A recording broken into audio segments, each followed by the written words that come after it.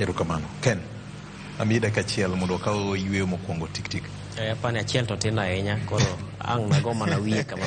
Gini techa wuo. Yew wach. Techa biro. Japiny, pod kaka ne owacho an gi teko. To kendo nopime gi sibuor, maparo ni en koro ng'iye kendo ng'eyo ng'ala mar muma.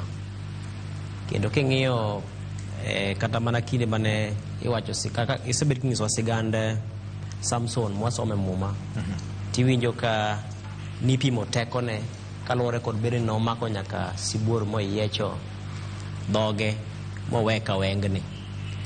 Koro aparo ni kama wantiere kaka oganda Luo, apani japiny chale no oseyiech dhoge mowengni ma koro ichome achoma, ma kaponi omoko motegno to obro kecho kendo.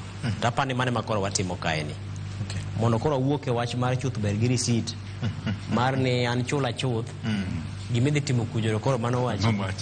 Koro kata ang' idhi e bunge iloso chik kata kiloso to koro mano wachi ni an gonya chuth. Erokamano. Itikri koda ka en ma 50 no machamo dhi e makwano. Wuokie kanyo to bro bedo ni koro waseyudo teko kendo dhogwa koro nyalo kata lakwa koro nyalo kecho. Nikech koro dhok mano oseyiechi mowengni cha oyudo teko kendo mochome modokia wang'e ma koro watimo sani. Erokamano ahinya. Gavana.